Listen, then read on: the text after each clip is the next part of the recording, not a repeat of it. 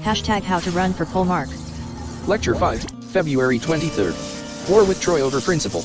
In Homer's epic poem the Iliad, written in the 8th century BC, it explains the ins and outs of the Trojan War, but we are speaking of the same principle just under different circumstances. Whatever draws us to battle, if not over principle? As many believe, an injustice anywhere is a threat to justice everywhere. The sheer knowledge that a fellow brother or countryman has been treated unfairly causes needed attention in that direction. The social contract between one Greek and another, or any other who understand another's pain and suffering, compels the one at the advantage almost obligatorily to render aid where they may. When the pain and suffering is caused by another person in that social structure, it becomes their responsibility, when courts of our legal system determine it so. The question remains, what should be done with barbarians who cause those associated with us pain and suffering, proving to hinder their liberty? The ancient Greeks were ferocious in battle, and so do we hold ourselves, but physical battle for those outside the military is far from how we operate. Attacking opposition with continued achievement, the Polemarch offers an alternate arena where pain and suffering is overshadowed by success. We all have individual struggles for which principle we will fight, keeping the collective objectives of our fraternity in mind, but our Trojan War was once against racial discrimination, where our Trojan horse was Kappa Alpha Psi. Since conception, odds for 10 young black men in Indiana succeeding wasn't likely, but under Indiana University's Dr. Wells, the fraternity would spearhead black achievement at there, which spilled over to the greater Bloomington community. What can we say about the odds of 3/5 of a man in Indiana that couldn't be said of 3/5 of 10? Starting out at a disadvantage, our founders and those who came after were equals to themselves, but had to prove that much more exceptional when compared to their counterparts. Far from racially motivated, the will to achieve instilled by our founders put the motivation in fraternity members to excel that much more. Like elsewhere in the nation, comparing the best of us with worst of them could not be seen as equality, but it was. As most felt the pain and suffering caused by inequality, the fraternity would combat this difference by continuing to promote the aims of their colleges and universities. Throughout the nation where chapters felt the same inequality would look to the Alpha chapter as motivation to keep hope alive.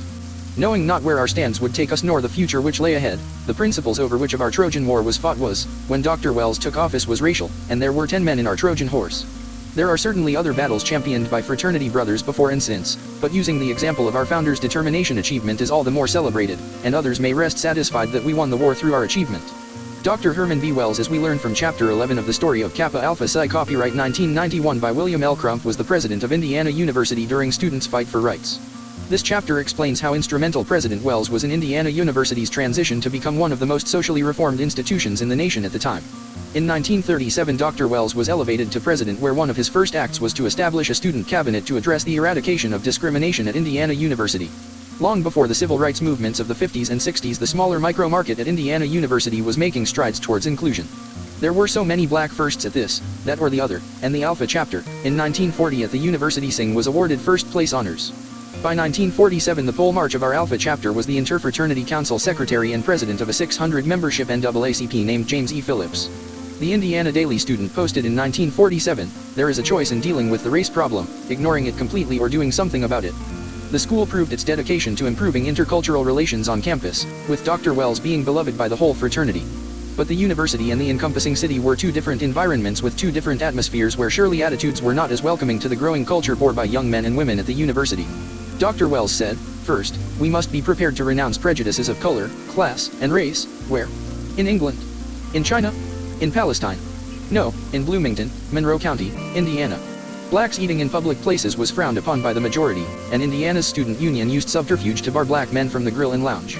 There were 30 eating establishments where 15 refused service to those colored. Dr. Wells, when approached by owners of restaurants concerning his position, answered asking if students should be advised to give up their legal rights. Afterward came restaurants' capitulation. There was a prohibition on blacks using public swimming pools, because it was thought that blacks polluted the water. The previous president of the university, Dr. William L. Bryan, said, if the university were in Kentucky, blacks wouldn't even be able to attend. Condemned after Dr. Wells' arrival, a compromise allowed black women to swim one night a week. Resolving the issue, Wells advised the most popular black athlete to go swim at the busiest time in the day. He attended with no resistance, thus ending discrimination there. By 1949, a metamorphosis had occurred at the university, resulting in a friendly atmosphere of racial cooperation in the greater Bloomington community. With the odds for 10 young black men in America succeeding being so, under Indiana's Dr. Wells, the fraternity would shine, which positively affected the greater Bloomington community. Our war with self-perfection had little to do with race for us, but everything to do with it for some. Our Trojan horse of 10 men was behind members' motivation to achieve, where without them, we couldn't say us. Dr. Wells' support was a driving inspiration for Indiana University and the Alpha chapter. We honor him to this day.